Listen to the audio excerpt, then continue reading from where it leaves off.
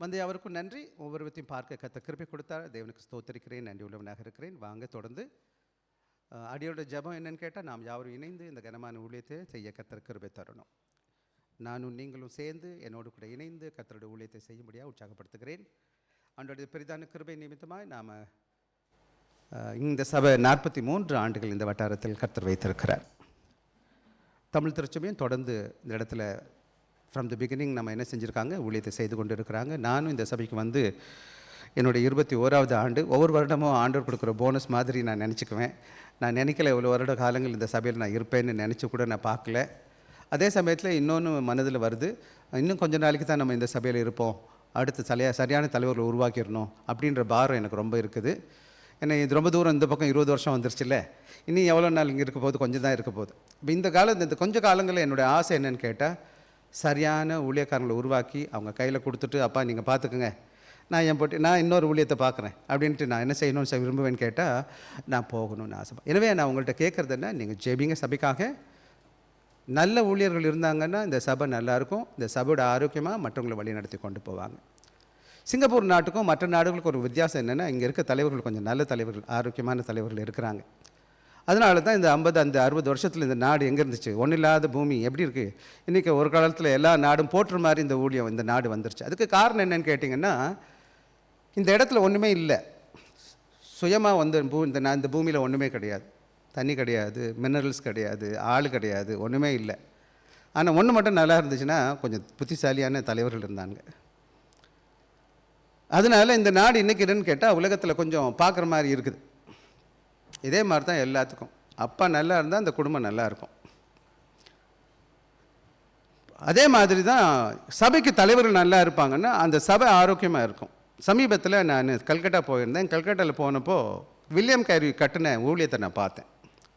William carry வந்து 1793 வந்திருக்கிறார்.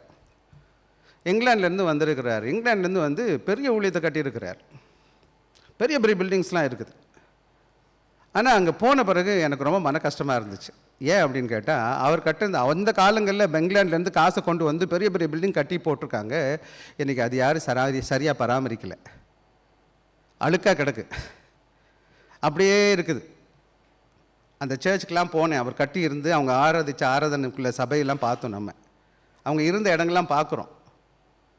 எனக்குள்ளே வந்துச்சு ஒரே ஒரு மன வாரம் தான் வந்துச்சு, என்னடா இப்படி வச்சுருக்காங்களே. அதே இது மதர் தெரேசாவுடைய லெப்ரசி ஹோம் போகிறேன் நான், அதுவும் கல்கட்டாவில் தான் இருக்குது. ரொம்ப நீட்டாக வச்சுருக்குறானுங்க. அது லெப்ரசி ஹோம், ஆக்சுவலாக குஷ்டரோகியோட தங்குற இடம், அவ்வளோ க்ளீனாக இருக்குது. மதர் தெரேசா இப்போ தான் வந்தாங்க. ஆனால் வில்லியம் கேரி 200 வருஷத்துக்கு முன்னாடி வந்துட்டு போயிட்டார். அந்த பூமி எப்படி இருக்குன்னு கேட்டால் பார்க்குறதுக்கு வருத்தமாக இருந்துச்சு. இப்போ நான் என்ன சொல்ல வர்றேன் அப்படின்னு கேட்டேன், நான் புரியுது, நான் உனக்கு உணர்கிறேன். தலைவர் ரொம்ப முக்கியம். கடவுளுக்கு பிரியமான ஊழியக்காரன் இருந்தால் நீங்கள் நல்லா இருப்பீங்க, உங்கள் ஆசீர்வாதமான சபை காணப்படும், உங்களை ஏமாற்ற மாட்டான், உங்களை பிடுங்க மாட்டான். கடவுள் உங்களுக்கு உங்களுக்கு நீங்கள் தெரியும், உங்களுக்கு நான் சொல்ல தேவை கிடையாது. யார்ட்டையும் எதிர்பார்த்தது கிடையாது, எதிர்போக்க பார்க்க போகிறதும் கிடையாது. கடவுள் ஊழியத்தை நம்ம சேர்ந்து செய்வோம் வாங்க, அது 2வது கதை. ஆனால் ஒன்று மட்டும், நல்ல ஊழியக்காரன் இல்லை, உங்களை மட்டும் அடிச்சுட்டு போயிடுவான். ஸோ அப்போ இதுக்காக நான் என்ன செய்ய விரும்புகிறேன்னு கேட்டேன், ஜெபிக்கும்படியாக கேட்டுக்கொள்கிறேன்.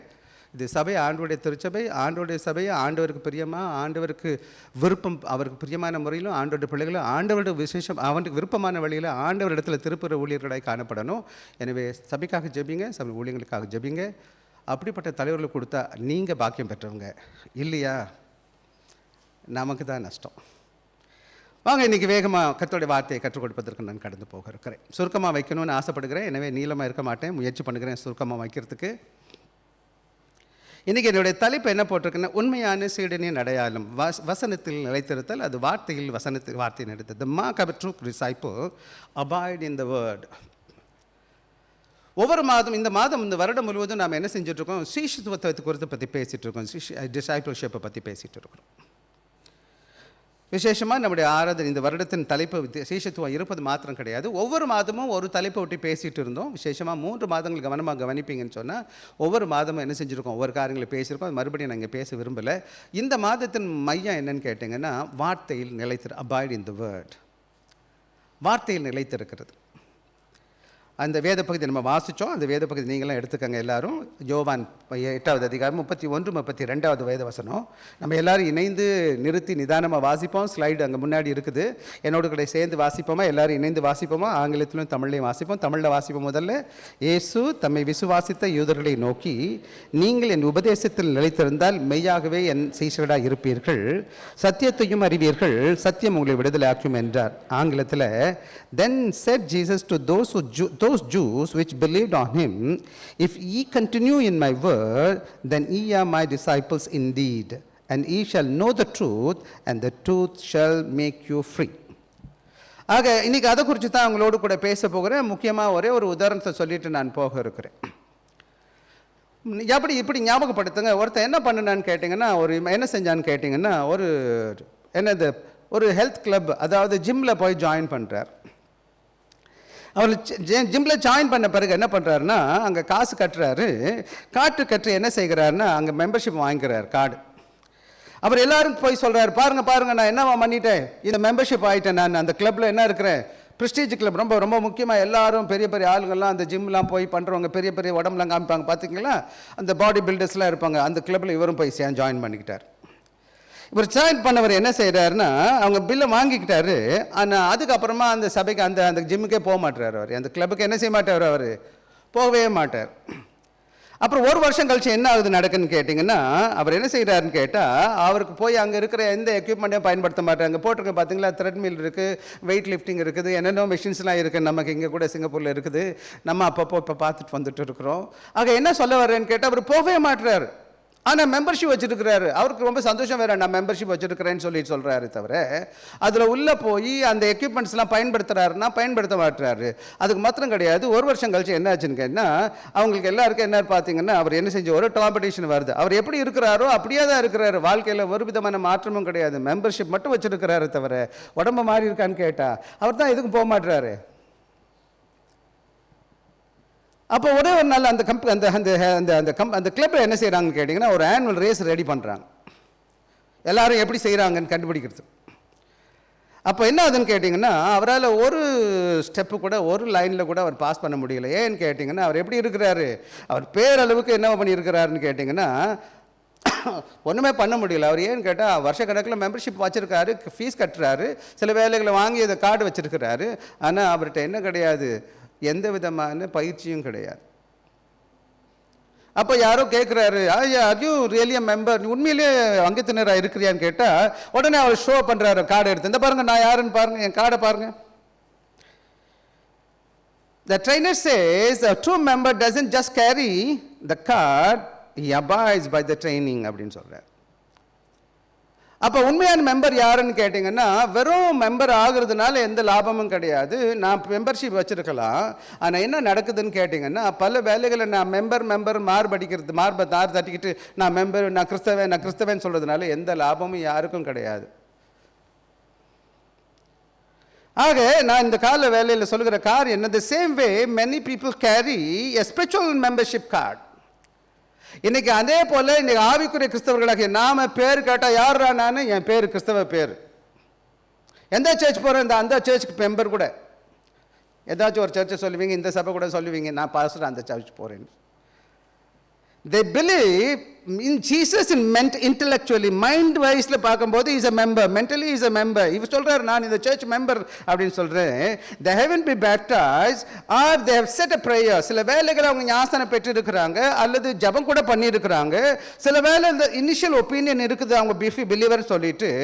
பட் என்ன நடக்குதுன்னு கேட்டிங்கன்னா, ஆனால் உண்மையா அவங்க ஆண்டோட பிள்ளைகளாக இருக்கிறாங்களா? இங்கே தான் ஆண்டவராக இயேசு கிறிஸ்து இந்த வேதத்தை சொல்லும் பொழுது சொல்றாரு, Jesus draws a sharp line like John 8ல கூப்பிட்டு சொல்றாரு, not everyone say they believe is a true disciple. வாகையில ஆவிக்குரிய சிலவர் தங்களை இயேசு கிறிஸ்து போறேன் நான் கிறிஸ்தவன் சொல்லுகிறவன் உண்மையான சீஷன் கிடையாது. A mark of authenticity is not initial belief, it's a continuous abiding in the word. ஆக ஸ்டார்டிங்கில் நான் சபைக்கு போகிறேன், வருஷக்கணக்கில் என்றைக்கோ ஒரு நாள் வந்தேன், ஞானஸ்நானம் பெற்றுட்டேன், அதுக்கப்புறம் மெம்பர்ஷிப் ஆகிட்டேன், எல்லாம் ஆயிடுச்ச பிறகு அதுக்கப்புறம் நான் சர்ச்சுக்கே போகலைன்னு சொன்னால் என்ன லாபம் இருக்குது? அவன் உண்மையான சீஷனாக இருக்க முடியுமான்னு கேட்டிங்கன்னா, உண்மையான சீஷனாக இருக்க வாய்ப்பு கிடையாது. பேர் வேணால் சொல்லிக்கலாம்.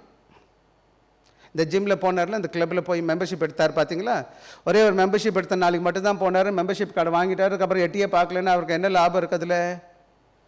இன்றைக்கி சபையில் பல பிள்ளைங்க, ஒரு சிலர் நீங்கள் சொல்கிற மாதிரி தெரியுது, பாஸ்டர் அப்பப்போ நான் வந்துட்டுருக்கேன் பாஸ்டர், அப்பப்போ நான் அடிக்கடி வரல, கூட டெய்லி வரமாட்டேன், நான் எப்பப்போ வாய்ப்பு கிடைக்கிறதுல வருவேன். அப்போது நீங்கள் வச்சுக்கோங்க, வருஷத்துக்கு 1 முறை 3 முறை 5 முறை தான் சாப்பிட்றீங்க. எப்படி இருக்கும் உங்கள் வாழ்க்கையில்?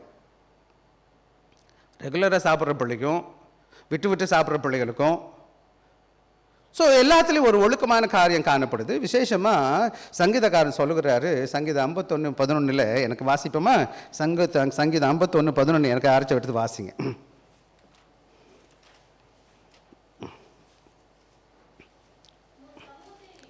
ஆஹா, தள்ளாமலும் இன்னொரு வசனத்தை சொல்கிறேன் நான், ஒரே ஒரு நிமிஷம் மன்னிக்கணும். 10வது வசனம். சிருஷ்டியும் என்ன ஆவி வேணுமா? என்ன ஆவிமா? சும்மா பேசுவோம், வசனம் தானே இருக்குது உங்கள்கிட்ட. நிலைவரமான ஆவி. என்ன ஆவி அது? நம்ம இங்கே ஒரு நாள் அங்கே ஒரு நாள் வந்து வந்து வந்து சும்மா அப்படியே நிலையில்லாத ஆவி. எங்கே வேணாலும் காற்றடிக்கிற பக்கம்லாம் ஓடிக்கிட்டு கிடக்கிறது. சரி, வேகமாக எனக்கு நேரம் இல்லை, நாங்கள் வேகமாக போயிடணும், அதுக்காக நான் அடுத்த கதைக்கு வந்துடுறேன். ஆக இன்றைக்கி 3 முக்கியமான காரியத்தை இந்த வேத பகுதியிலேருந்து நான் யோவான் 8வது அதிகாரம் 31, 32 3 காரியம் சொல்ல போன்றேன். One the condition, if you abide in my word. ரெண்டாவது, the promise you will know the truth. மூணாவது, the result that they will set, the truth will set you free. தமிழில் இப்படி போட்டிருக்கேன் பாருங்கள், தமிழில் கூட போட்டிருக்கேன். நிபந்தனை முதல்ல, நீங்கள் என் வார்த்தையில் நிலைத்திருந்தால். முதல்ல நிபந்தனை என்னன்னு கேட்டிங்கன்னா, நீங்கள் நல்ல சீசனாக இருக்குன்னு சொன்னால் முதல்ல அவரோட வார்த்தையில் நிலைத்திருக்கிறது, அது நிபந்தனை, கண்டிஷன். ரெண்டாவது, வாக்குறுதி என்ன ப்ராமிஸ்ன்னு கேட்டிங்கன்னா, நீங்கள் என்ன செஞ்சிருவீங்க? அவரோட வசனத்தில் அவரோட வாக்கில் அவரோட நிலைச்சிருக்கும் பொழுது என்ன நடக்கும்னு கேட்டிங்கன்னா, அவரை அறிகிற அறிவில் வளர ஆரம்பிச்சிருவீங்க. அப்படி இருக்கும்போது அதனால் வர்ற விளைவு என்னன்னு கேட்டிங்கன்னா, அந்த ஞானம், அந்த அறிவு என்ன செய்யும்? உங்களை விடுதலையாக மாற்றிடும். இது 3 காரியத்தை சுருக்கமாக நம்ம ட்ரை பண்ணுவோம். ரைட். ஆக முதலாவது வசனத்தை எடுத்துக்கினா எப்போதுமே நல்லா புரிஞ்சுக்கணும். ஒரு வேத பகுதியை வாசிக்கும் போது அதோடைய பின்னணி புரிஞ்சுக்கணும். பின்னணி புரியலைன்னா நமக்கு புரியாது. இங்கே உள்ள கான்டெக்ஸ்ட் என்ன நடக்குதுன்னு கேட்டிங்கன்னா, Jesus is speaking to the Jews who believed. 31வது வசனம் எனக்காக வாசிக்கலாம். எனக்காக. இவைகளை அவர் சொல்லுகையில், எங்கம்மா போயிட்டீங்க? அம்மா இங்கே வந்துடணும், 8க்கு வந்துடணும். இயேசு தம்மை விசுவாசித்த யூதர்களை நோக்கி. யாரை பார்த்து பேசுகிறாருன்னு கேட்டிங்கன்னா, தம்மை விசுவாசித்த யூதர்களே. ஏன் அப்படி பேசுகிறாருன்னு கேட்டிங்கன்னா, they were people who had given mental assent to Jesus. இயேசு கிறிஸ்துவ சிந்தையில் விசுவாசிக்கிறாங்க. ஆனால் உண்மையில் என்னத்துக்காக விசுவாசிச்சாங்கன்னு கேட்டிங்கன்னா, அவங்க எதுன்னு கேட்டால், ஆண்டவர் அதுக்கு முன்பாக செய்த அற்புதங்களை பார்த்ததுனால. யோவான் 2வது அதிகாரம் 23 25 வேறு வசனம். இந்த ஸ்லைடு இங்கே கூட போட்டிருக்கேன், வேணா வாசிங்க. 23 2வது அதிகாரம் 23. பஸ்கா பண்டிகையிலே அவர்கள் எருசலேமில் இருக்கையில் அவர் செய்த அற்புதங்கள் அநேகர் கண்டு விசுவாசம் வைத்தார்கள். அப்படி இருந்தும் இயேசு எல்லாரையும் அறிந்திருந்தபடியால் அவர்களை நம்பி இணங்கவில்லை. மனுஷர் உள்ளத்தில் இருப்பதை அவர் அறிந்திருந்தபடியால் குறித்து அவருக்கு. அப்ப இன்னைக்கு பாத்தீங்கன்னா யூதர்கள் பலர் பின்னாடி கூட்டமா வந்தாங்க. நீங்க பாத்தீங்கன்னா கடைசியில் ஏசாமி சிலுவையில் அடிக்கப்பட்ட பிறகு அவர் பெரிய கூட்டத்தை காணும். எங்க போயிட்டாங்க அந்த கூட்டம்லாம்? அந்த நேரத்தில் அவங்க விசுவாசிச்சாங்க. என்ன விசுவாசிக்கிறாங்க? அற்புதம் அடையாளம் செய்கிறாரு, கூட்டமாக மக்கள் வருகிறாங்க. பெரிய கூட்டம் வந்தோட நம்ம கூட பார்த்தீங்கன்னா நிறைய பேர் சபைக்கு வருவாங்க. ஆக ஏன் சபைக்கு வருவாங்கன்னு கேட்டிங்கன்னா, அவர்களுக்கு முன்ன நல்லா புரியும்னு கேட்டிங்கன்னா, அவங்க பார்த்தாங்க, அந்த அற்புத அடையாளங்களை பார்த்தாங்களே தவிர அவங்க மைண்டில் இயேசுவை கொஞ்சம் விசுவாசிக்கிறாங்க. ஆனால் உண்மையான விசுவாசம் இருந்துச்சுன்னா கிடையாது. இன்னைக்கு பார்த்தீங்கன்னா நிறைய கூட்டங்களை பார்த்தா கூட்டமாக மக்கள் வருவாங்க. கூட்டத்தை பார்த்து ஏமாந்துடாதீங்க, கூட்டம் உண்மை கிடையாது. சினிமா தேட்டரில் கூட பெரிய கூட்டம் உட்கார்ந்து இருக்குது. தேக்கெல்லாம் போனீங்கன்னா கூட்டம் மொக்கிது. பல வேளைகளில் சபைகளில் பெரிய கூட்டமாக இருக்கிறதுனால நீங்கள் நல்ல ஆரோக்கியமான கூட்டம் நினைச்சிடாதீங்க. அது என்னது? இந்த கூட்டம்லாம் பார்த்து அதில் தான் வயசாமி சொன்னார், 2 வாசலை பற்றி சொன்னார். அகலமான வாசலுக்கு குறுகி வாசல், அழகு வாசலத்தில் நிறைய பேர் போவாங்க. இந்த கூட்டம் எப்படின்னு கேட்டீங்கன்னா, he immediately tests the quality of their faith. அவர்களுடைய விசுவாசத்தின் தன்மையை பார்க்கிறாரு. அவர்கள் வேலோட்டமா விசுவாசிக்கிறாங்களே தவிர அவன் உண்மையான விசுவாசம் உள்ள இருக்கான்னு கேட்டீங்கன்னா உள்ள கிடையாது. அதனால தான் இங்க பார்க்க வேண்டியது என்ன கேட்டா, believe alone without perseverance doesn't make a disciple. சும்மா நான் விசுவாசிக்கிறேன்னு சொல்லிட்டு அதுக்காக பிரயாசப்படாம அதுல நிலைத்து இருக்காம அதுக்கு உண்மையா இருக்காம அவன் விசுவாசின்னு தன்னை சொல்லுவான்னா அவர் நல்ல சீஷனாக இருக்க முடியாது. அப்படிப்பட்ட விசுவாசம் எதுக்கு விசுவாசம்? ஈவன் பிசாசு கூட என்ன விரும்புது, என்ன நம்புதுன்னு கேட்டீங்கன்னா, ஆண்டவர் இருக்கான்னு விசுவாசிக்குது. அதான் யாக்கோபு 2வது அதிகாரம் 19 வாசிக்கிறேன். தேவன் ஒருவர் உண்டென்று விசுவாசிக்கிறாய், அப்படி செய்கிறது நல்லதுதான், பிசாசுகளும் விசுவாசித்து நடுங்குகின்ற. True disciple is marked by continuity. ஆக இந்த அருமையான காலவேளையில் சொல்லுகிற காரியம் ஏசாமி ஏன் இந்த வேதத்தை சொல்லுகிறார் 31-32 சொல்லுகிறாருன்னு கேட்டீங்கன்னா, அங்க நிறைய யூதர்கள் வந்து இயேசு கிறிஸ்துவ விசுவாசிச்சதை பார்க்கிறாரு. ஆனா அவருக்கு நல்லா தெரியும் இந்த விசுவாசத்தோட விசுவாசம் உண்மையான விசுவாசம் கிடையாதுன்னு சொல்லிட்டு தான் ஆண்டவர் சொல்கிறார். இன்னைக்கு சபையில கூட நாம இங்க வந்து உட்கார்ந்து இருக்கிறோம். நீங்க உங்களை நான் காலையில ஆராய்ந்து பார்க்க வேண்டிய இடத்துல காணப்படுகிறோம். ஆண்டவர்கிட்ட கேளுங்க, ஆண்டவரே நான் உண்மையான சீஷனா இருக்கிறேனா இல்லையா? இல்ல என் மைண்ட்ல நான் இயேசு சாமி பிள்ளைன்னு சொல்றேன், ஆனா என் வாழ்க்கையில அப்படிப்பட்ட வாழ்க்கையே கிடையாது. ஆக என் விசுவாசமும் என் வாழ்க்கையும் ரெண்டு ஒத்த மாதிரி நடக்கணும். சில வேளை நான் ஒன்று சொல்றேன், இன்னொன்று நான் செய்யறேன்னு வச்சுக்கோங்களேன், அப்போ என்னோட விசுவாசத்துக்கு வேற்ற வாழ்க்கை இல்லைன்னா நான் உண்மையான கிறிஸ்தவன் கிடையாதுன்னு அர்த்தம். இன்னைக்கு சபைகளில் ஒரு மாட்டு வந்து 4 சவத்துக்குள்ள உட்காந்து என்ன குத்து வேணாலும் பண்ணிக்கிட்டு போகலாம். நீங்க ஹோலி ரொம்ப பரிசுத்தமான காணப்படலாம். நீங்க 6 நாளைக்கு அப்புறம் வெளியில நாளைக்கு போறீங்க பாத்தீங்களா, உங்க வேலை ஸ்தலத்தில், உங்க வீட்டில், உங்க நண்பர்கள் மத்தியில் எப்படிப்பட்டவங்களா இருக்கிறீங்க, அதை வச்சு தான் உண்மையான கிறிஸ்தவம். பல வேளை என்ன நினைக்கிறான், கிறிஸ்தவம் என்பது சவத்துக்குள்ள ஆடுற ஆராதனை மட்டும்தான் கிறிஸ்தவம் நினைக்கிறாங்க. நிறைய எக்ஸாம்பிள் நான் சொல்ல முடியும் பின்னாடி வேதத்தில் இருந்து. ஆக உண்மையான விசுவாசம் என்பது ஆண்டவருடைய நிலைத்திருக்கிற காரியம். 3 காரியம் ஒன்னொன்னா பேசுவோம். நம்ம எல்லாரும் வாங்க ஒன்னொன்னா போயிடுவோம். முதலாவது வேத பகுதி என்ன சொல்லுதுன்னு கேட்டா 31 2வது பகுதி வாசிங்கப்பா. நீங்கள் என் உபதேசத்தில், முதல் கண்டிஷன் என்னன்னு கேட்டீங்கன்னா, நீங்க உண்மையான சீஷனா இருக்கணும்னு கேட்டீங்கன்னா, உண்மையான விசுவாசம் என்ன தேவைன்னு கேட்ட, நீங்கள் என்னுடைய உபதேசத்தில் என்ன செஞ்சிருக்கணும்? If you abide in my word, என்னுடைய உபதேசத்தில் என்ன செஞ்சிருக்கணும்? the greek word hold, abide, மெனோன்ற வார்த்தை, meaning to remain, dwell, continue, do and do not depart from it. அப்படின்னா என்ன அர்த்தம்? இந்த இடத்துல நல்ல கவனமாக கவனிக்கிறது. இந்த அபாய்டுற வார்த்தை அல்லது நிலைத்து இருக்கிறது வார்த்தை என்னன்னு கேட்டீங்கன்னா, என்ன செய்யணும்? பிடித்து கொண்டு இருக்கிறது, அங்கே அதுலயே வாசம் பண்றது, தொடர்ந்து நிலைத்து இருக்கிறது, அதை விட்டுட்டு நான் போகாம இருக்கிறது. அப்ப கடவுள் வசனத்தை கேட்போன்னு சொன்னா, இந்த வசனத்தை நான் என் காதுல கேட்டுட்ட பிறகு அந்த வார்த்தையை வாழ்க்கையில நான் செய்வதற்கு என்ன ஒப்பு கொடுக்கிறவனாய் காணப்படணுமே தவிர என்ன பண்ணக்கூடாதுன்னு கேட்டீங்கன்னா, கேட்கறது ஒன்று, செய்யறது இன்னொன்னுதான் இருக்குன்னா. abiding is not word, abiding in the word is not occasional believing, bible reading and when convenient.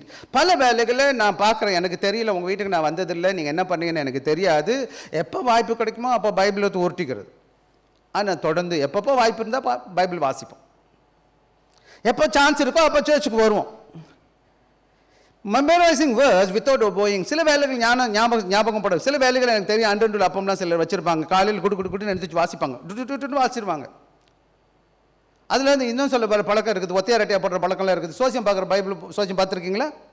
இப்படி கண்ணை மூடிக்கிடுவாங்க, இப்படி திறந்துவாங்க, அப்படி கை வைப்பாங்க, அப்படியே உடனே பார்ப்பாங்க, எதுதான் சொல்லுது. இதுக்கெல்லாம் ஜோக்கெலாம் சொல்லுவாங்க, நான் சொல்ல மாட்டேன் திருப்பி இந்த ஜோக்கெலாம். இப்போது இந்த ஒத்தையாரட்டையெல்லாம் பண்ணுறீங்களா? சிலர் தலைக்கு மாட்டுக்கு வச்சு படிப்பீங்களே, சிலர்லாம் தலை மாட்டுக்கள் பைபிளை வச்சுக்கிறது. பைபிள் இங்கே இல்லை,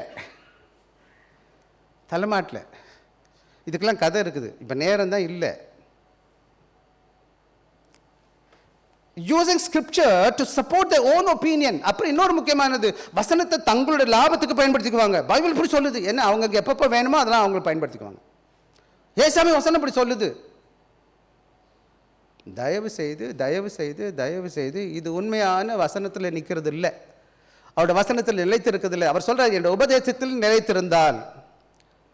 ஆக கண்டிஷன் என்னன்னு கேட்டீங்கன்னா, using scripture support the own opinion கிடையாது. அதுக்கு பதிலா இன்னொரு விதத்தில் what is abiding is the word is immersion. என்னன்னு கேட்டீங்கன்னா, let the scripture saturate your thought அப்படின்னு சொல்றேன். சங்கீதம் 2:1-2 வாசிக்கலாமா? எனக்கு கர்த்தருடைய வேதத்தில் இருந்து இரவும் பகலும் அவருடைய வேதத்தில் தியானமாக இருக்கிற மனுஷன் அப்படின்னா என்ன அர்த்தம்? ராத்திரியும் பகலும் சிந்திக்கிறதெல்லாம் வேதத்தை சிந்திச்சுட்டு இருக்கிறான். அவன் அவனுடைய வாழ்க்கையில் ஒவ்வொரு காரியங்களும் வேதத்தில் என்ன செய்யுது? ஊறி இருக்குது. பாருங்களேன், சங்கீதக்காரன் சொல்லுகிறான், அவன் வேதத்தையே தியானிக்கிறவனா இருக்கிறான். இதுக்குள்ளேயே இன்னொன்று சொல்ல போனால் இருக்கிறதே நீளமான வேத வசனம் அதிகாரம் எதுன்னா சங்கீதம் 119. 119 மையம் என்னது? வசனம். வேத வசனத்தை பற்றி தான் ஒரு அதிகாரம் பேசிட்டு இருக்கு. ஃபுல் அதிகாரம் அதுவும் நீளமாக பேசிட்டு இருக்கு. ஆக இன்னைக்கு நீங்களும் நானும் இன்னைக்கு வேதத்தின் சபையில் முக்கியமான ஒன்று என்னன்னு கேட்டிங்கன்னா, இந்த வேத வசனம் இன்னைக்கு நிறைய அதிகமான நிறங்களில் இப்போ பிரச்சனை என்னன்னு கேட்டிங்கன்னா, கிறிஸ்தவ சபையில் ஒரு முக்கியமான பிரச்சனை என்னன்னு கேட்டிங்கன்னா, சபையில் இருக்க விசுவாசிகளுக்கு வேதம் என்ன சொல்லுதுன்னு தெரியாது. விசேஷமாக ஒரு ஸ்டடி சொல்லுது, 4% மக்களுக்கு மட்டும்தான் வேதம் தெரியுமா. 4% பீப்புள் ரெகுலராக வேதத்தை வாசிக்காது. வேதம் என்ன சொல்லுதுன்னு தெரியாது. வேதத்தில் எவன் சொன்னாலும் இப்போ எத்தனை பைபிள் இருக்கு? நிறைய பேர் இப்போ டிஜிட்டல் மீடியாவில் வந்துட்டாங்க. என்னன்னு கேட்டால், அந்த காலத்துலேயும் பைபிள் இந்த கடைசி வச்சு பார்த்து எனக்கு எத்தனை பைபிள் இருக்குன்னு தெரியும். இப்போ டிஜிட்டல் மீடியா வச்சவங்களுக்கு எத்தனை புக் இருக்குன்னு யாருக்கும் தெரியாது.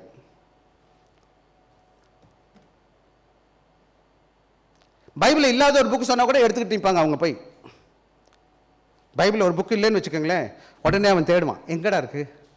என்ன பைபிள் என்ன இருக்குன்னு உங்களுக்கு தெரியலையே. பைபிள் எத்தனை புக்குன்னு தெரியாது, புக்கில் என்னென்ன சொல்லுதுன்னு தெரியாது. அப்போ வேதம் எப்படி என் வாழ்க்கையை ஆட்கொள்ள முடியும்? கடவுளோட பெரிதான கிருபையினால ஒரு 30 வருஷமாக ஊழியத்தில் இருக்கிறேன்.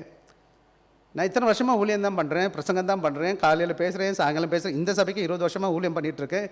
ஒவ்வொரு வாரமும் பேசுகிறேன், ஒன்றும் தெரியாது. கட்டுறது கையளவு, கல்லாதது உலகல்ன்ற மாதிரி. கற்றுக்கிட்டது ரொம்ப குறைவு, ரொம்ப எனக்கே உண்மையிலே இப்போ நல்லா தெரியுது எனக்கு ஒன்றும் தெரியாதுன்னு. முதல்ல நினச்சிக்கிட்டேன் எனக்கு கொஞ்சம் தெரியும்னு நினச்சிட்டு இருந்தேன். ஒன்றும் தெரியாதுன்னு இப்போ தான் எனக்கு தெரியுது. வேதத்தை கிரமமாக கற்றுக்கொள்ள வேண்டும், சத்தியத்தை சத்தியமாக கற்றுக்கொள்ள வேண்டும். அந்த சத்தியம் என் வாழ்க்கையில் எல்லா விதத்திலும் என்ன செஞ்சுருக்கணும்? ஊற்றப்பட்டு நிறைந்த இடத்துக்கு நிறைந்து காணப்படணும். இன்னொன்று ஒபீடியன்ஸ் சங்கீதம் யாக்கோபு 1:42-22 வாசிக்கலாம் எனக்காக. யாக்கோபு 1:22. அல்லாமலும் வஞ்சியாதபடிக்கு திருவசனத்தை கேட்கிறவர்களாய் மாத்திரமல்ல, அதன்படி செய்கிறவர்களாய் காணப்படும். இன்னைக்கு நல்ல அதிகமான பிரச்சனைகள் என்னன்னு கேட்டிங்கன்னா, கிறிஸ்தவ திருச்சபைகளில் நாம் சிறப்பாக போதிக்கப்பட்ட, நான் உண்மையிலே எனக்கு ரொம்ப சந்தோஷம் என்னன்னு கேட்டால், மற்ற மார்க்கங்களை காட்டிலும் கிறிஸ்தவ மார்க்கத்தை ஒரு காரியத்தில் நல்லதுன்னு சொல்லுவேன். அவங்க கிரமமாக போதிப்பாங்க. வாரம் ஆஃப்டர் சண்டே ஒவ்வொரு வாரமும் வந்து வேதத்தை கேட்கிற வழக்கம் இருக்குது. ரொம்ப சந்தோஷம். எங்கெல்லாம் நம்ம கூடி வருமோ ஒரு பைபிள் எடுத்து வாசிப்போம், ஒரு கதை சொல்லுவோம், பைபிள் ஒரு பிரசங்கர் வந்துடுவார். அது ரொம்ப நல்ல பண்பு, போதிக்கப்படுற சபை. அதனால அதிகமான நேரங்களில், விசேஷமாக நான் இந்தியாவில் இருந்திருக்கேன், ஊழியர்களை பார்த்துருக்கிறேன். அப்பா அம்மா படிக்காத விசுவாசிக்கு சபைக்கு வந்திருப்பாங்க. ஆனால் அவன் பிள்ளைங்க நல்லா படித்தவங்களா வந்துடுவாங்க. அவன் பிள்ளைங்க ஒரு டீச்சராக மாறுவான், கிளர்க்காக மாறுவான், அவன் பிள்ளை டாக்டர் ஆவான், இன்ஜினியர் ஆயிடுவான். பிள்ளைங்க படித்து பெரிய ஆளாக வந்துடுவாங்க. அப்பா ஒன்றும் இல்லாதவர் இருப்பார். எப்படி வந்தார்? சபைக்குள்ளே வந்தார், வேதத்தை கேட்டார், பிள்ளைய படிக்க வச்சார். அது வேகமாக. இப்போ எஜுகேட்டட் குரூப் எப்போவுமே கிறிஸ்தவர்களுக்கு எப்படி இருப்பாங்கன்னா, ஓரளவுக்கு சிங்கப்பூரில் கூட என்னன்னு கேட்டிங்கன்னா, கிறிஸ்டியன்ஸாக என்ன அர்த்தம்னு கேட்டால் ஒரு நல்ல எஜுகேட்டட் டீம், படித்தவங்க மற்ற மார்க்கத்தை விட. ஏன்னா சிஸ்டமேட்டிக்காக நம்ம டீச் பண்ணுறோம், நம்ம நிறைய கேட்குறோம். ஆனால் பிரச்சனை என்னன்னு கேட்டால், கேட்குறது இல்லை, கேட்டுட்டு செய்யாமல் இருக்கிறது. என்ன பிரச்சனை? கேட்போம் நம்ம எல்லாம் பாஸ்டர், பட் யூ டோன்ட் ஓபே. சங்கீதம் 7 வாசிச்சிங்க. 7 என்ன சொல்கிறாரு? என் வார்த்தைப்படி கேட்டு செய்கிறவன் எவனோ அவன் எப்படி இருக்கான்? கண்மேலில் கட்டப்பட்ட வீட்டை கட்டியிருக்கிறான். ஒருத்தன் கேட்டு எவன் செய்யலையோ அவன் எப்படி மணலில் கட்டியிருக்கிறான். எனக்கு அநேகமான நேரங்களில் கீழ்ப்படிதல் இல்லாத சபையை நம்ம பார்த்துட்டு இருக்கிறோம். அது மாத்திரம் டிபெண்டன்ஸ். அது மத்திய 4:4 சொல்லுகிறவனுமா, treating word as a food. என்ன செய்யணும்? கர்த்தருடைய வார்த்தையே ஆகாரமாக ஒவ்வொரு நாள் உட்கொள்வதற்கு முயற்சி செய்யணும். அதே 2 தீமோத்தேயு 3:16 கூட எனக்காக வாசிக்கலாம். எனக்காக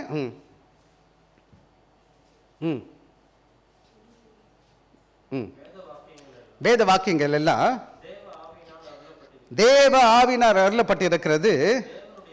மனுஷன் தேறினவனாகவும் எந்த நல்ல கிரியை செய்யத்தக்க தகுதி உள்ளவனாகவும் இருக்கும்படிக்கு உபதேசத்திற்கும் கடிந்து கொள்ளுதலுக்கும் சீர்திருத்தலுக்கும் நீதியை படிப்புதலுக்கும் ஆக அந்த வேத வசனத்துக்கு என்னை நான் ஒப்புக் கொடுக்கும் பொழுது அது என்னை சரிப்படுத்துகிறது, என்னை சரியான வழி நடத்துகிறதா இருக்கிறது. ஆக ஆண்டோட வசனத்தில் நிலைத்திருக்கிறதுனா என்னன்னு கேட்டால் மேலே 3-4 காலம் சொல்லியிருக்கிறேன். ஒன்று, அந்த வசனத்தில் ஊற்றப்பட்டிருக்கிறவனாய் காணப்பட வேண்டும். இம்மர்ஷன்னா மூழ்கடிக்கப்பட்டவனாக காணப்படணும். 2வது, கீழ்ப்படிந்தவனாய் காணப்படணும். 3வது, அதை சார்ந்து வாழ்கிறவனாய் இருக்கணும். 4வது, அதற்கு என்னை நானே ஒப்புக் கொடுத்தவனாய் காணப்படணும். அதுதான் என்ன சொல்லுதுன்னு கேட்டிங்கன்னா அதில் நிலைத்திருக்கிறதுன்னு பண்பு. ஆக பிராக்டிக்கல் அப்ளிகேஷன் என்னன்னு சொல்லணும்னு கேட்டால், இந்த வாரம் நாங்கள் சபைக்கு வீட்டுக்கு போங்க, வேதத்தை எடுங்க, ஒரு பகுதியை வாசிங்க, ஏதோ ஒரு பகுதி 8வது சங்கீதமோ 119வது சங்கீதமோ அதை வாசிங்க. எத்தனை முறை வாசிங்கன்னு கேட்டிங்கன்னா 7 நாளும் அதை தொடர்ந்து வாசிக்க பாருங்க. Each day ask what does this reveal about God. இந்த வேத பகுதி ஆண்டவரை பற்றி எனக்கு சொல்லுது, என்ன சொல்லுதுன்னு கேளுங்க.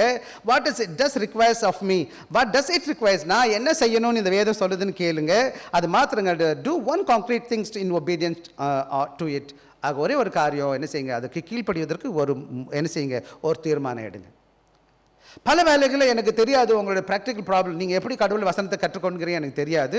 உங்களுக்கு என்ன டிசிப்ளின், ப்ராக்டிக்கல் டிசிப்ளின் இருக்குது, டிவோஷனல் லைஃப் எப்படி இருக்குன்னு தெரியாது. உங்கள் பக்தி வாழ்க்கை எப்படிப்பட்டது எனக்கு தெரியாது. சபைக்கு மாத்திரம் உட்காந்துட்டு 1.5 மணி நேரத்தில் 1 மணி நேரம் 3 மணி நேரம் பாஸ்ட் பேசுகிறது மட்டும் போதுமான்னு கேட்டால் பத்தாது. இப்போ நான் காலையில் எடுத்த உடனே சொன்னேன், ஜிம்மை பற்றி சொன்னேன். நான் ஜிம்முக்கெலாம் போகிறேன். அங்கே பார்த்து சொல்லுவான், pastor Jim is not enough அப்படின்ட்டான். அவன் சொன்னான் 20% Jim exercise, 80% the food that what you eat. நானும் ஒரு வருஷமாக உடம்பு இறங்க மாட்டேன், இது குறைங்க. என்னடா பிரச்சனை, ஜிம் மட்டும் பண்ண போதுமா? சாப்பாடு, வெறும் சாப்பாடு மட்டும் குமிச்சு ஒரே ஒரு பாத்திரம் சாப்பாடு வெறும் ரைஸே சாப்பிட்டா எப்படி இருக்கும் உடம்பு? நல்ல கூட்டெல்லாம் வேணும் இல்லையா? மட்டன் வேணும், சிக்கன் வேணுமா இல்லையா? பால் வேணுமா இல்லையா?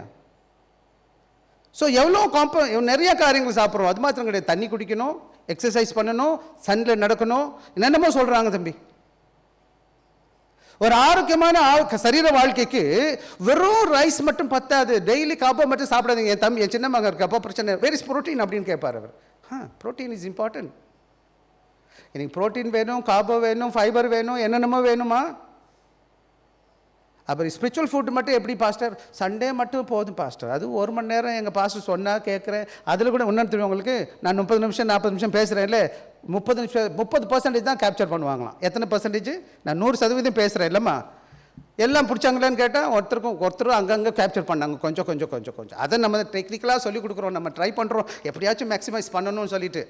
அதுக்கு தான் ஸ்லைட் போட்டு கதை சொல்லி எல்லாம் சொல்லி இயேசு பற்றி சொல்கிறேன் நான். அப்போ கூட எவ்வளோ தான் கேட்பாங்க? 30%. நாளைக்கு கேளுங்க பாஸ்டர் என்ன சொன்னார்னு. எதுக்கு நாளைக்கு? எனக்கு கொஞ்சம் நிகழ்ச்சி சாப்பிடும்போது என்ன பாஸ்டர் பேசுகிறாரு கேளுங்க. ஐயோ, what did he say man? இது நிலைத்திருக்கிறதாப்பா? பைபிள் எடுத்து போங்க, இந்த வசனத்தை கேளுங்க, அது சிந்திங்க, தியானிங்க, வாசிங்க, ஆண்டவர்கிட்ட கேளுங்க. ஆண்டவரே இந்த இது 1 வாட்டிக்கு 2 வாட்டி 3 வாட்டி வாசிங்க, வாசிச்சுட்டு கேளுங்க, இது என்ன சொல்லுதுன்னு கேளுங்க. அப்புறம் ஒரே ஒரு காரியம் செய்ய பாருங்கள். நிறைய செய்ய முடியாது, எனக்கு நல்லா தெரியும். முயற்சி செய்யுங்க, அது உங்களுக்கு ஆசீர்வாதத்தை கொடுக்கும். அதுதான் கண்டிஷன், அதுதான் நிபந்தனை. 2வது வந்துருவோமா நம்ம? அதுக்கப்புறம் 32வது வசனம் வாசிக்கலாம். 2வது, எப்போதும் நிலைத்திருக்கிறீங்களோ, எப்போ இயேசு சாமியில் நிலைச்சுக்கிறீங்களோ அப்போ என்ன பண்ணுறீங்கன்னு கேட்டிங்கன்னா, அவரை அறிந்து கொள்வீங்க, இந்த சத்தியத்தை அறிவீர்கள். யார் அறிவீங்கப்பா? இங்கிலீஷில் போட்டிருக்க பாருங்கள், notice the sequence abide to know. அப்படின்னா என்ன அர்த்தம்? எப்போ நாங்கள் நிலைச்சிருந்தால் மட்டும்தான் ஒருத்தருக்கு சரி. விசேஷமாக திருமணம் ஆகுதுன்னு வச்சுக்கோங்களேன், ஒரு புது நபரும் ஒரு சகோதரனும் சகோதரி திருமணம் ஆகுறாங்க, ஒரே கூட்டு வீட்டுக்குள்ளே கொண்டு வந்து உட்கார வச்சிடுறாங்க. 2 பேரும் ஒரே பெட்ரூமு, ஒரே வீடு, ஒரே சாப்பாடு, ஒரே காரியம். அப்போ ஒருத்தர் ரொம்ப தொடர்ந்து இருக்கும்போது என்ன நடக்கும்? அப்போ தான் நல்லா தெரிய ஆரம்பிக்குது. அப்புறம் தான் பிரச்சனைலாம் வருது பார்த்தீங்களா? வெளியில் இருக்கும்போது அல்லேலூயா ரொம்ப ஃபோன்லேயே தொங்குன்னு தொங்கி, அப்புறம் 2 பேரும் ஒரே ரூமில் போட்ட பிறகு அப்புறம் தான் விவரம் தண்டவாளத்தில் ஏறி நிற்கிது. என்ன அவர் தூங்குறாரு, அவரே எனக்கு சுத்தம் பண்ண மாட்டுறாரு, என்ன இந்த பிள்ளை இப்படி தூங்கிட்டு இருக்கிறா? பார்த்தீங்களா? நம்ம எவ்வளோக்கு எவ்வளோ நெருக்கமாக இருக்கிறோமோ அப்போ தான் அவளுக்கு அவ்வளோ அதிகமாக தெரிய ஆரம்பிக்கும். பட் தேங்க் காட் ஆண்டவர் அப்படிப்பட்டவர்கள். ஆண்டவர் நெருக்கமாக வரும்போது ஆண்டவர் உண்மையான அன்பும் ஆசீர்வாதமும் இருபையும் இரக்கமும் உங்களுக்கு தெரிய ஆரம்பிச்சிடும். ஆக நீங்கள் என்ன செய்யறீன்னு கேட்டால், மேலோட்டமாக தூரமான ஒரு பார்வை வச்சுருப்பீங்கன்னு சொன்னால் ஆண்டவர் யாருன்னு உங்களுக்கு தெரியாது. அவரோட வசனத்தை வாசிக்க உண்மையிலே நான் இவ்வளோ வருடமாக இந்த வேதத்தை வாசிக்கும் போது உண்மையிலே நான் மெய் மருந்து நான் பார்க்குறேன். சில வசனங்களை வாசிக்கும் போது இதெல்லாம் எப்படா எழுதி வச்சுட்டாங்க, இவ்வளோலாம் எப்படி ஞானத்தை கடவுள் கொடுத்தாரு அப்படின்னு நானே ஆச்சரியப்படுற மாதிரி இந்த வேத வசனம் சொல்லப்பட்டிருக்கு. ஆக நீங்கள் ஆண்டவருக்குள்ள நிலைத்து இருந்தால் மட்டும்தான் அவரை அறிகிற அறிவு வளர ஆரம்பிக்கும். இன்னைக்கு நிறைய பேர் சபையில் இருந்தும் இன்னைக்கு உலகம் சொல்கிற ஒரு கிறிஸ்தவரை உண்மையான கிறிஸ்தவத்தை அறியலை. கிறிஸ்தவம் வேதம் சொல்கிற கிறிஸ்தவம் வேற, நீங்க புரிஞ்சிருக்கிற கிறிஸ்தவம் வேற, கிறிஸ்து வேற. இன்னைக்கு சபைகள் எதோ பற்றி பேசிக்கிட்டு இருக்குது, என்னென்னமோ சொல்லுது. தயவு செய்து அது இல்லை உண்மை. எனக்கு இந்த அண்டன்டுள்ள அப்போ வாசிக்கக்கூடாதுன்னு சொல்ல மாட்டேன், படிங்க. ஆனால் இதுதான் உண்மையான அப்போ. இதை வாசிக்காமல் அதை வாசிங்கன்னா அது குப்பையை வாசிக்கிற மாதிரி. அவன் ஏதோ ஒன்று எடுத்து ஒரு வசனத்தை எடுத்து ஏதாச்சும் சொல்லி கொடுத்துட்டு போயிடுவான். இதை உண்மையாக வாசிங்க. இந்த வேதத்தை என்ன செய்யணும்? அறிகிறார்கள். Many people want to knowing without abiding. சில வேலைகளை அறியணும்னு விரும்புகிறாங்க, ஆனால் நிலைத்திருக்காமல் காணப்படுகிறாங்க. They want a spiritual insight with discipline of staying in the word. ஆக ஆவிக்குரிய ஆசீர்வாதம் வேணும், ஆவிக்குரிய காரியங்கள் செய்யணும், காண்டவர் வெளிப்படுத்தணும் அப்படின்னு நீ நினைப்பீங்கன்னு சொன்னால் இந்த வேதத்தில் நிலைத்திருக்கிறாம முடியுமான்னு கேட்டீங்கன்னா நிச்சயமாக அது முடியவே முடியாது அன்பான பிள்ளைகளே. அதாவது நான் நிறைய பேரை கண்ணை மூடிக்கிட்டு கந்த கதைங்க சொல்கிறத நான் கேட்டு நம்பாதீங்க, அவங்களாம் ஏமாத்துக்காரனுங்க. வேதம் தேவ ஆவியானவர் கொடுத்தது. இந்த ஆவியானவர் தம்முடைய பிள்ளைகளுக்கு தம்முடைய வேதத்தின் வசலாக வாயிலா மட்டும்தான் பேசுகிறார். எப்போது தேவனுக்குள்ள நிலைத்திருக்கிறீங்களோ அவர் தம்முடைய வார்த்தையின் மூலமா எங்களோடு இடைபடுகிறவராக இருக்கிறார். அவர் அறிகிற அறிவில் நான் வளர்ந்து கொண்டே வருகிறவனாய் காணப்படுங்க. அதான் பவுல் சொல்றாரு, கிறிஸ்துவ அறிகிற அறிவிற்காக எல்லாவற்றையும் நான் குப்பையா விட்டுட்டேன்னு சொல்றார். கிறிஸ்துவ அறிகிறதுக்கு குப்பை வேணா விட்டுட்டேன் நான். அதுதான் இங்கே வசனம். Jesus the truth is not download but it's dwelling. சில வேலைகளில் நிறைய இந்த காலங்களில் பார்த்தீங்கன்னா நம்ம எல்லாமே டவுன்லோட் பண்ணிக்கிட்டே இருப்போம், இறக்கி வச்சுட்டு இருப்போம், வச்சு எல்லா டேட்டாவும் ஃபுல்லாகிடும் பார்த்தீங்களா. ஆனால் படிக்கவே மாட்டோம், தொடக்கவே மாட்டோம், திறக்கவே மாட்டோம் இல்லையா? அப்படி கிடையாது. It's knowing, not just downloading. Just இறக்கி வச்சுக்கிறது இல்லை, மனசில் அது நிலைத்திருக்கிறது. நிலைத்து டுவெல்னா தெரியுமா? ஏசாமி வந்து இந்த பூமியில் தங்கி இருந்தார், நம்மோடு கூட வசித்தார். அதுபோல் நானும் நீங்களும் அவரோட வசிக்கும் பொழுது அவர் அறிகிற அறிவில் வளர்களாய் காணப்படுகிறோம். ஆக மொத்தத்தில் என்ன சொல்லுதுன்னா, knowing truth is not at knowledge. அப்படின்னா என்ன அர்த்தம்? அறிகிற அறிவு என்பது வெறும் தலையில உள்ள அறிவு கிடையாது. இன்னைக்கு நிறைய பைபிள் நாலேஜ் இருக்கு. இன்னும் சொல்ல போனா நிறைய பேர் பைபிள் எதுக்கு படிக்கிறாங்கன்னா தர்க்கம் பண்றதுக்குனே படிக்கிறான். இன்னைக்கு இஸ்லாமிய ஸ்காலர்ஸ்லாம் படிச்சிங்கன்னா பைபிள் சொல்றாங்க, கோட் பண்றாங்க. Lukka says, that says, Daniel says சொல்றான். எனக்கே பயமா இருக்குது, என்னை விட நல்லா கோட் பண்றான் அவன். பைபிள் தெரியுமா? அவனுக்கு தெரியும். பைபிள் சொல்றது ஹெட் நாலேஜ் இருக்குது அவனுக்கு. ஆக the Greek word ginosko சொல்வாங்க. ginosko means experience, means experience and relation knowledge. இது எப்படிப்பட்ட அறிவு? ginoskoன்ற வார்த்தை கிரீக் வேர்டு. அது என்ன சொல்லுது? அனுபவபூர்வமா உறவு பூர்வமான உறவு. ஆண்டவரை அறிக. நீங்க விசேஷமா பாத்தீங்கன்னா முன்னால கிறிஸ்து வேதத்துல ஒரு வசனம் இருக்கு, நியூன்ற வார்த்தை, KNEW, நியூ. ஆதாம் ஏவாளை அறிந்தான் அப்படின்னா என்ன அர்த்தம்? அந்யூனமா அறிஞ்சிருக்கிறான், திருமணம் ஆயிடுச்சுன்னு அர்த்தம். The ginosko on the word, the new the word. ஆக இந்த உறவு எப்படிப்பட்டதுன்னு கேட்டா, ஆண்டவருக்குள்ள நிலைத்திருக்கும் போது அந்யூனமா, அதுதான் சபைக்கும் கிறிஸ்தவ சபையும் கிறிஸ்துவுக்குள்ள உறவுன்னு சொல்லுது வேதம். திருமண உறவை சித்தரிக்கும் போது எபேசியர்ல 5வது அதிகாரத்தில் பவுல் எப்படி சொல்றாருன்னு கேட்டீங்கன்னா, சபையும் கிறிஸ்துவ ஒன்னா பேசுகிறார். சபையை மனவாளனாகும், கிறிஸ்துவ மனவாளன் தலைவர் ஹஸ்பண்ட் என்ன செய்ய கணவன் ஆண்டவராக இயேசு கிறிஸ்து மனவாளனாகும், சபையை மனவாட்டியாகவும் இணைச்சு பேசுறது நீங்க பார்க்க முடியும். ஆக இதே போலவே தான் எப்படி நாம் எவ்வளோக்கு எவ்வளோ ஆண்டவருடைய அறிகிற அறிவில் நினைச்சு நிற்கிறோமோ அப்போ அவர் அறிகிற அறிவில் வளர்களாய் காணப்படுகிறோம். இது உறவின் அடிப்படையில் அனுபவத்தின் அடிப்படையில் காணப்படுகிறதா இருக்கு. இன்னைக்கு நிறைய பேர் நமக்கு தெரியும் இந்த உலகத்தில், விசேஷமாக நீங்கள் பார்த்துருப்பீங்க. பார்த்தீங்கன்னா என்ன கேட்டிங்கன்னா, யார் சிங்கப்பூர் பிரசிடென்ட் கேட்டால் எனக்கு கூட சொல்ல தெரியும். நீங்கள் எல்லாம் சொல்லிடுவீங்க. யார் பிரைம் மினிஸ்டர்? லாரன்ஸ் வாங் தாங்க பிரைம் மினிஸ்டர். எவ்வளோங்க தெரியும் உங்களுக்கு? அவர் நெருக்கமாக தெரியுமா? எக்ஸ்பீரியன்ஸ் நாலேஜ் இருக்கா? ரிலேஷன் நாலேஜ் இருக்கா? இப்போ உங்கள் அப்பா கிட்ட சொன்னால், உங்கள் அம்மாட்ட சொன்னால், உங்கள் வீட்டுக்கார்கிட்ட சொன்னால், அனுபவ ரீதியாகவும் உணர்வு ரீதியாகவும் எனக்கு என்ன இருக்குது? உறவு இருக்குது. இப்போ கிறிஸ்துவ என்பது மூணாவது மனிதனாக இருக்கக்கூடாது, எனக்கு நெருக்கமான உறவாக காணப்பட்டு. It's a difference between knowing a recipe and tasting at the cake. சில வேலைகளில் டேஸ்ட் எப்படி இருக்கும்? விசேஷமாக நமக்கு சில வேலை சொல்லுவாங்க, ஆரஞ்சு நான் சாப்பிட்றேன்னு வச்சுக்கோங்களேன், பார்க்கும்போது புளிப்பாக இருக்கும், இனிப்பாக இருக்கும்னு நினைக்கலாம். ஆனால் நம்ம சாப்பிட்டு பார்த்தா தான் தெரியும் அது உண்மையான உணர்வு இல்லையா? ஆக knowing the recipe, how to make rasam, How to make ரசம் அம்மா? அவர் ரசத்தை கொடுத்தா இது எப்படி இருக்குன்னு சொன்னால் எப்படி இருக்கும்? இன்றைக்கி நம்மளால் how to make ரசம் பண்ணி தெரியும், ஆனால் உண்மையான ரசம் கொடுக்க செய்ய தெரியாது. இன்றைக்கி நிறையா பேர் எப்படி இருக்கிறோன்னு கேட்டால், we are good at talking. நம்ம வாய் சொல்லில் வீரர்கள், ரொம்ப பேசுவோம், நம்ம அது தெரியும் இது தெரியும் அப்படி தெரியும் இப்படி தெரியும்னு சொல்லுவோம். did we really spend time to knowing the person? அந்த மனிதனை அறிகிறவர்கள் வளர்ந்த மூணாவது வந்து வாசிச்சிருவோம். ஆக இன்னொன்று சொல்லுவோம், ப்ராக்டிக்கல் ட்ரூத் என்னன்னு கேட்டிங்கன்னா, ஸ்டார்ட் ட்ரூத் ஜேர்னல். இன்னைக்குலேருந்து என்ன சொல்லி வேதத்தை வாசிக்கிறதுக்கு எடுத்துக்கோங்க. ரெண்டாவது ஒரு நோட் எடுத்துக்கோங்க. அந்த நோட்டில் என்ன பண்ண போகிறீங்கன்னு கேட்டிங்கன்னா, என்ன பண்ணணும்னு கேட்டால் வேதத்தை எடுத்துக்கோங்க. ஸ்கிரிப்சரை வாசிச்சிங்க பார்த்தீங்களா, ரைட் டவுன் ஒன் ட்ரூத், அதில் ஒரு சத்தியத்தை எழுதுங்க. நீங்கள் அந்த வசனத்தை கற்றுக்கிறதை அப்புறம் ஆண்டோட பற்றி ஆண்டோட பண்பை பற்றி பேசுங்க, ஆண்டு சொல்லிக் கொடுத்த உண்மையை பற்றி பேசுங்க. அந்த ஒன் ட்ரூத் ஆக்ட் அது எதில் நான் செய்யணுன்றதை குறித்து எழுதி வச்சுக்கோங்க. Over time it will see you will see the pattern. The word reshapes how you see life, sin, grace and people. ஆக வேதத்தை வாசிக்க எழுதி வைக்க அது என்ன செய்ய ஆரம்பிக்கும்னா, உங்கள் வாழ்க்கையில் ஒரு விதமான ஆவிக்குரிய வாழ்க்கையை கொடுக்க ஆரம்பிக்கும், ஒரு நல்ல பக்தியின் வாழ்க்கையை கொடுக்க ஆரம்பிக்கும். இன்னைக்கு நானும் நீங்களும் முக்கியமாக செய்ய வேண்டியது என்னன்னு கேட்டால், உங்களோட ஆவிக்குரிய வாழ்க்கை உங்கள் கரங்களில் இருக்குது, மற்ற யாரும் எதுவும் செய்ய முடியாது. இப்போ சமீபத்தில் போன வாரம் செவ்வாய்க்கிழமை சின்ன மகனை கொண்டு போய் NSல போய் விட்டுட்டு நான் ஒரே வார்த்தை தான் சொன்னேன், கடவுளும் கூட இருக்காருடா, பக்தியாருடா, ஜபம் பண்ணிக்கடா, போது விட்டுட்டு வந்துட்டேன். இப்போ நான் அங்கே இல்லை, என் மனைவி கிடையாது, அவனுக்கு அங்கே பைபிளும் கிடையாது, எல்லாரும் கடவுளை அறியாதவங்க இருக்க போகிறாங்க. நான் வந்துட்டு ஒரே வார்த்தை தான் சொன்னேன், வந்த பிறகு கூட கூப்பிட்டு சொன்னேன், God is with you, I am praying for you. முடிஞ்சு போச்சு. பல வேளைகளில் நம்முடைய வாழ்க்கையில் எல்லா இடத்துலையும் எல்லாரும் இருக்க மாட்டாங்க. இந்த மாதிரி அழகான ஆராதனை கூட இருக்காது, பைபிள் வசனம் கற்றுக் கொடுக்க ஆள் இருக்க மாட்டாங்க. அந்த வேதம் எனக்குள்ளே இருந்தால் மட்டும்தான் தானியலை போல வாழ முடியும். அதை கூட நான் அவனுக்கு ஜெபிக்க போச்சேன், ஆண்டவரே தானியல் போல அவனை வழி நடத்துங்க. தானியல் எங்கே இருக்கிறான்? பாபிலோன் போயிட்டான். அப்பா இல்லை, அம்மா இல்லை, சொந்த பந்தம் இல்லை, தேவாலயம் இல்லை, ஒன்றுமே இல்லை. ஆனால் ஆண்டோடைய வேத வசனம் அவனுக்குள்ளே இருக்கிறதுனால, அவன் ஆண்டவர் யாருன்னு அறிந்திருந்ததுனால அவன் என்ன செய்கிறான்? அங்கே போய் தேவனுக்காக பிரகாசிக்கிறான். எனவே இந்த நல்ல வேளையில் நான் சொல்லுகிற காரியம், உங்கள் வாழ்க்கையில் வேதம் சொல்லிக் கொடுக்குற கிறிஸ்து யாருன்னு தெரிஞ்சுக்கங்க. எப்படிப்பட்ட வாழ்க்கை வாழணும் வேதம் என்ன சொல்லுதுன்னு பாருங்கள், பாவம் எதை சொல்லுகிறதுன்னு பாருங்கள், கிருபைனா என்னன்னு பாருங்கள், மக்கள் எப்படிப்பட்டவங்க வேதம் எப்படி காமிக்குது என்பதை பாருங்கள். தயவு செய்து வேதத்தை அறிகிற அறிவில் வளரும் பொழுது இந்த உலகத்தில் தேவன் உங்களை வல்லமையாக பயன்படுத்தார். கடைசியில் பார்க்கலாம் இன்னொரு காரியம். அதனால விளைவு என்னன்னு கேட்டேன். 32 2வது பகுதி வாசிக்கலாம் எனக்காக. The truth will set you free. அப்படின்னா என்ன? The free from what? என்னத்திலிருந்து கர்த்தர் உங்களை வெளிவிடுதாக்குவான்னு கேட்டால், free from sins deception. பாவத்தின் என்னது? 34வது வசனம், அதிலே 34 வாசிக்கலாம். பிரயுத்தரமாக எவனும் பாவத்துக்கு அடிமையாக இருக்கிறான் என்று மெய்யாகவே ஆக இன்னைக்கு நீங்கள் பார்த்தீங்கன்னா இன்னைக்கு பாவம் இன்னைக்கு என்ன பண்ணுறாங்க கேட்டால், சபையில் இருக்கிற நிறைய பேர் என்ன பண்ணுறாங்கன்னு கேட்டிங்கன்னா, இந்த ஹைப்பர் காஸ்பல், அது என்ன ஹைப்பர் கிரேஸ்னு ஒரு தியாலஜி ஓடிட்டு இருக்கு.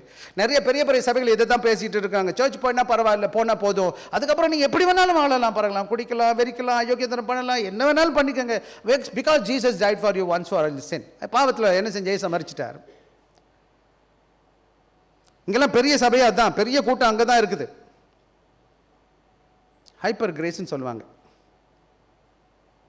எப்படி ஒருத்தன் கடவுளுடைய பிள்ளையாக இருந்து அயோக்கியனா வாழ முடியும், திருடனா வாழ முடியும், ஏமாத்துக்காரனா வாழ முடியும், எப்படியா வாழ முடியும்? இப்போ தான் கொஞ்சம் முன்னாடி பாட்டு பாடு, பரிசுத்தர் கூட்ட நடுவில் ஜொலித்திடும் சுத்த ஜோதியை, ஆண்டவரே என்னை மன்னிங்க, பாவம் என்னை இரக்கம் பண்ணுங்க, பாராட்டுங்க நான் பாடுறேன். எதுக்குன்னு கேட்டால், இந்த பாவம் உலகத்தில் ரட்சிக்கப்பட்ட நான் பாவ உலகத்தில் வாழும் பொழுது எனக்கு சோதனையும் பிரச்சனைகள் வர ஆரம்பிக்குது. எப்படி நான் சமாளிக்க முடியும்? வேத வெளிச்சம் இல்லாமல், ஆண்டவர் அறியாமல், ஆண்டோட சத்தியம் இல்லாமல், ஆண்டவருக்கு நிலைச்சிருக்காமல் எப்படி என்னால் வாழ முடியும்னு கேட்டால் முடியாது. ஐயா, என்ன மாதிரி ஆளுகளே சமாளிக்க முடியும். சின்ன பிள்ளைங்க எப்படி இருப்பாங்க, வாலி பிள்ளைங்க எப்படி இருப்பாங்க, யோசிச்சு பாருங்க. பெற்றவங்க கற்றுக் கொடுக்கணும் தயவு செய்து.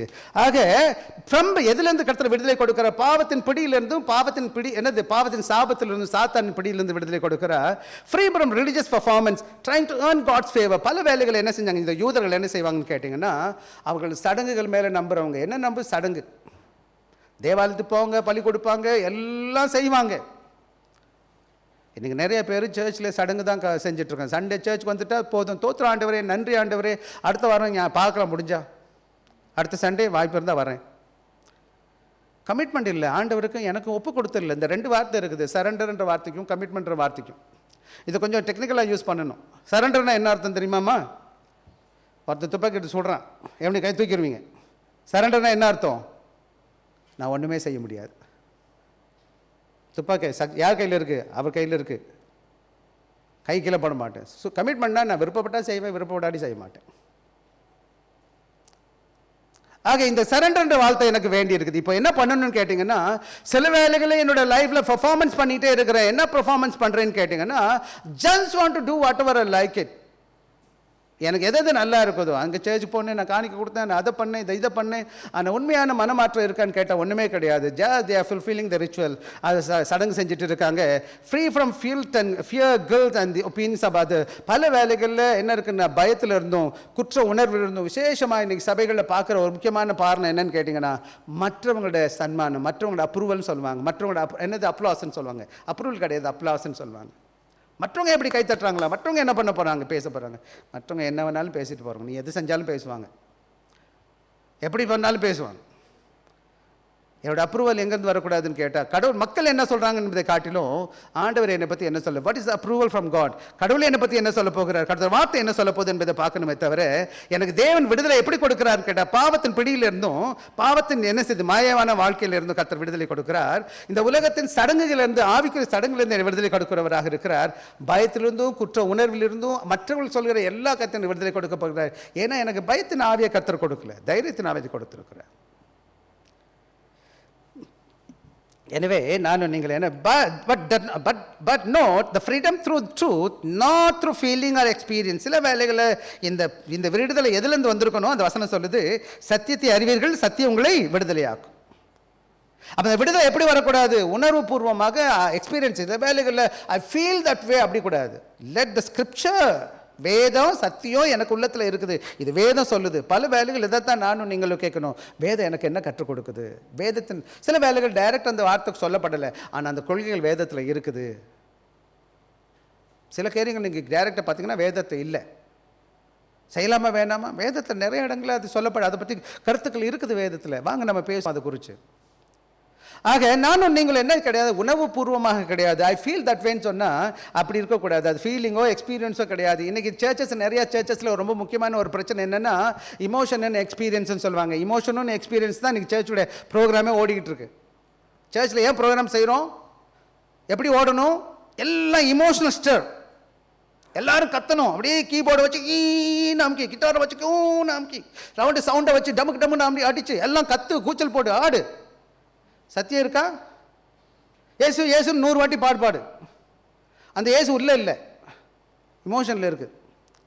அப்புறம் எப்படி இருந்துச்சு பிரதர்? ரொம்ப சூப்பராக இருந்துச்சு பாஸ்டர். அடுத்த 2 நாள் கழிச்சு பாருங்க அவன் எப்படி இருக்கான்னு. அவனை போய் கேளுங்களேன், நீ எப்படிடா இருக்க. அங்கே சபத்துக்குள்ளே குது ஆடி ஆடி ஆடி வந்தவன் வெளியில் போய் அயோக்கியனாக இருக்கிறான், குடிச்சிட்டு வெறிச்சிட்டு. இதே இந்த ட்ரம்மா அடிக்கிறவன் கலர் கலராக முடியை அடித்து கண்டெல்லாம் தொங்கட்டெல்லாம் போட்டு இப்படி ஹீரோ மாதிரி வர்றார், ஒரு ரவுடி மாதிரி வர்றான். எப்படா இப்படி இருக்க முடியும் அவனால்? ஏன்னா அவனுக்கு இமோஷன் எக்ஸ்பீரியன்ஸ் கொடுத்தாச்சு சர்ச்சில். அவன் ஃபீல் பண்ணுறான், நான் ரொம்ப நல்ல கிறிஸ்தவன் நினைக்கிறான். ஆனால் வெளியில் அவனால் வாழ முடியல, பிரச்சனைகள் வரும்பொழுது. ஆக இங்கே நம்ம ரொம்ப எல்லாத்தையும் குழப்ப வேண்டாம்.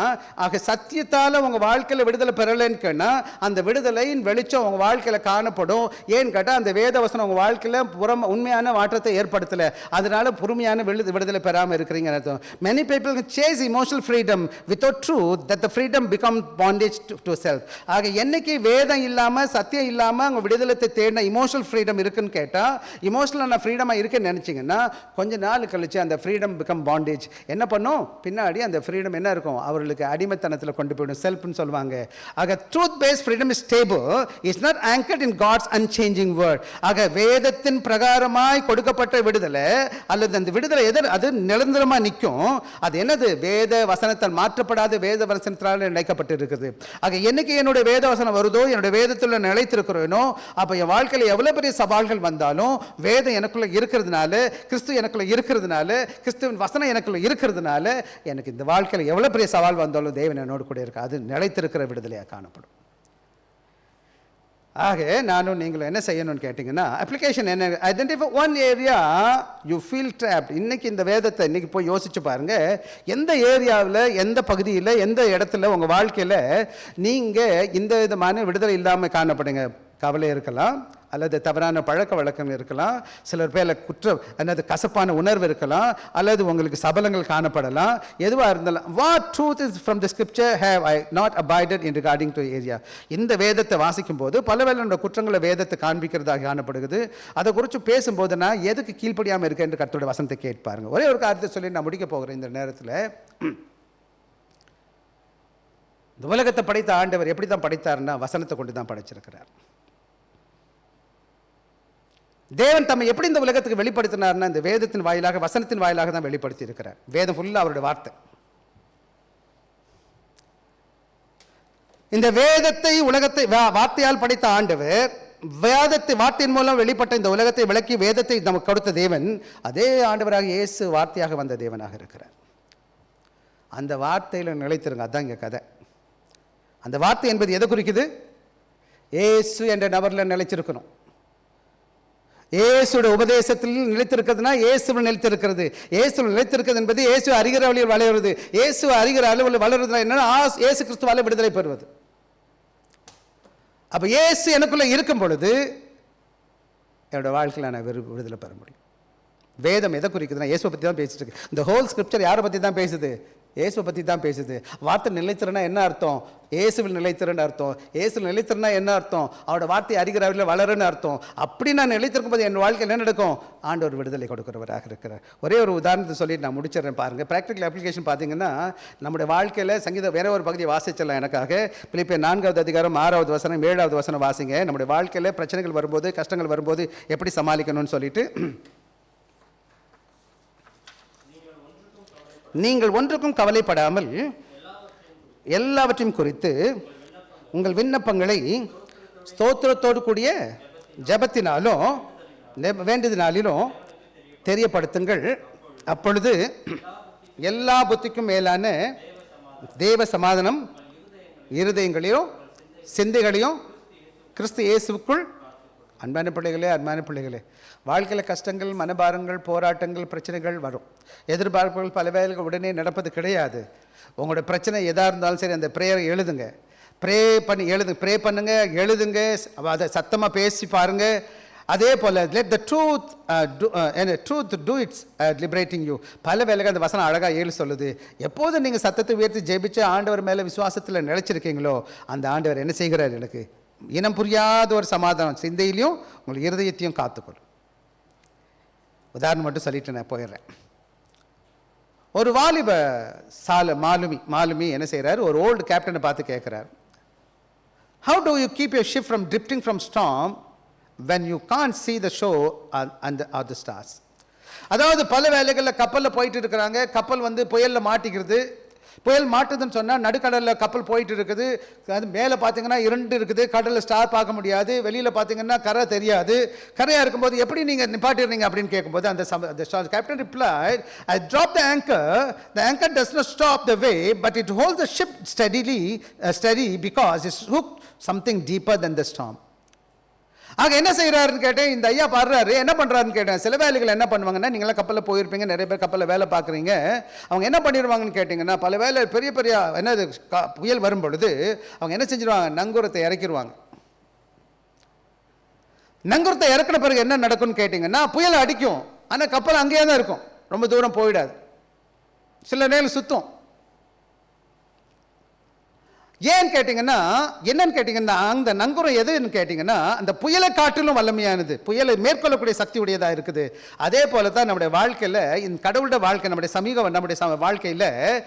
வாழ்க்கையில் கனவர்களாம், சந்தேகங்கள் வரலாம், சோதனைகள் வரலாம், பாடுகள் வரலாம், சில வேலையில் குழப்பங்கள் வரலாம். அவர் anchor is not feeling a past decision for Christ. Anchor is about abiding in the word. ஆக என்னுடைய நங்கூரம் எதிர இருக்குன்னு கேட்டிங்கன்னா, என்னுடைய வாழ்க்கையில் உள்ள உணர்வோ அது என்னைக்கோ வச்ச தீர்மானம் கிடையாது. என்று அவருடைய வார்த்தையிலே நான் நிலைத்திருக்கிறதை குறித்து காணப்படுகிறது. நான் இயேசு கிறிஸ்துவிலே என் வாழ்க்கையில் சோதனை வரும்போது எப்படி அந்த கேப்டன் என்ன செய்கிறான்? நங்கூரத்தை போடுகிறானோ அதுபோல வார்த்தையின் நங்கூரத்தில் என் வாழ்க்கை என்ன செஞ்சிருக்கணும்? அமைத்திருக்க வேணும், உட்கார்ந்துருக்கணும். Word is deeper than the storm. வார்த்தை அதை இதை விட ஆழமானதுன்னு கேட்டால் உங்கள் பயத்தை குறித்து பயம், உங்கள் சந்தேகம், உங்கள் எதிர்கால பிரச்சனை எதுவாக இருந்தாலும் சரி அதை காட்டில் வந்தது அது உங்களுக்கு என்ன செஞ்சிடும்? அந்த ஸ்டார்ம் அந்த வார்த்தை என்ன செய்யணும்? உறுதியாக அவங்களை பிடிச்சிக்கிறோம், எப்போது அந்த அந்த அந்த அந்த புயல் போன பிறகு you will find that you are not where you win blue you are where the truth has held you. ஆக பல வேலைகளில் கர்த்தருடைய வேதவசனம் பல வேலைகள் இன்னொன்று நல்ல சொல்லிட்டு நான் முடிச்சிடுறேன். வாழ்க்கையில் தேவன் நம்ம உருவாக்குகிற ஒரு வழி எப்படின்னு கேட்டிங்கன்னா, மன கஷ்டம், பாரம், போராட்டம். ஏன் நீ கேட்கலாம், எதுக்கு இதெல்லாம் என் வாழ்க்கையில் வருதுன்னா, நீங்கள் உண்மையாக ஆண்டவரில் இருக்கிறீங்களா இல்லையான்னு தெரியறதுக்கு. Are you in the Lord? ஏசாமி சொன்னார், 2 வீடு கட்டினதை பற்றி சொன்னார். கற்பாறையில் கட்டியிருக்கான், மணலில் கட்டியிருக்கிறான். எப்போ வர அது தெரியலை, புயல் வர்ற வர தெரியாது. இப்போ நீங்கள் ஆண்டவரில் இருக்கீங்க இல்லைன்னு எப்படி எனக்கு தெரியும்? உங்களுக்கு எப்படி தெரியும்? எப்போ வர வேதத்தில் உங்கள் வாழ்க்கை கட்டப்பட்டு இருக்கோ, நிலைத்திருக்குதோ அதுதான். வெளியில் எல்லாருமே ஒரே மாதிரி தான். சிங்கப்பூர் பார்த்தீங்கன்னா எல்லா HDB ஹவுஸும் ஒரே மாதிரி தான் இருக்குது. வெளியிலேருந்து பார்த்தா எல்லாம் பியூட்டிஃபுல்லாக இருக்குது, உள்ளுக்குள்ளே போனால் தான் தெரியுது யார் வீடு எந்த மாதிரி இருக்குதுன்னு சொல்லிட்டு. அதே போல் கிறிஸ்தவ வாழ்க்கையில் சபையில் வரும்போது நம்ம எல்லாம் பார்க்கும்போது ஹோலி ஏஞ்சல்ஸ் மாதிரி சர்ச்சுக்கு வரோம், பியூட்டிஃபுல்லாக வர்றோம். வீட்டில் போனால் தான் தெரியும் எந்த பேய் எந்த வீட்டில் இருக்குது.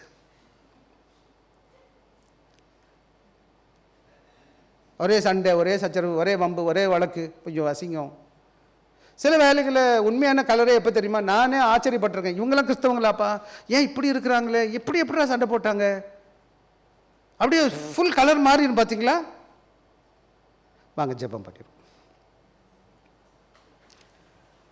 ஸோ இன்றைக்கி உங்கள்கிட்ட சொல்லுகிற காரியம் என்னன்னு கேட்டிங்கன்னா, நீங்கள் கர்த்தரோட வார்த்தையில் நிலைச்சிருப்பீங்கன்னா, ஜஸ்ட் ப்ரே, ஒரே விசுவாசிக்கிறது, சும்மா நம்பினது கிடையாது, அப்படியே ஒரு ஜபம் செய்ததுனால கிடையாது, ஒரு கையில் ஒரு கார்டு வச்சிருக்கிறதுனால கிடையாது. True disciple that remains in the word.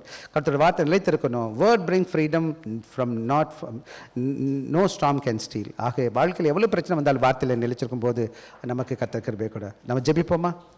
எல்லோரும் சேர்ந்து ஜெபிப்போமா? அன்பில் இயேசு சுவாமி, என்னை மன்னிச்சிருங்க சுவாமி, நமக்கு பிரியமில்லாத பல வேலைகள் செய்திருக்கிறோம். உடைய வார்த்தை கீழ்ப்படிந்திருக்க கிருபை பாராட்டுங்க. உமது ஆவியானவர் உமது வார்த்தையின் ஆழத்தில் எங்களை தங்க வைக்கும்படியாக ஜெபிக்கிறோம். கேட்கிறவளாய் மாத்திரமல்ல கர்த்தாவே, அந்த நிலைத்திருக்கிறவளாய் இருக்க எங்களுக்கு கிருபை பாராட்டும்.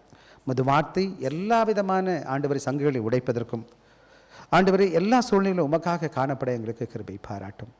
கர்த்தருடைய நிலைத்திருக்க எங்களுக்கு கிருபை பாராட்டும். நல்ல சீஷர்களை வாழ்வதற்கு எங்களுக்கு கிருபை பாராட்டும். இயேசுவின் நாமத்தில் கேட்கிறோம் நல்ல பிதாவே, ஆமென்.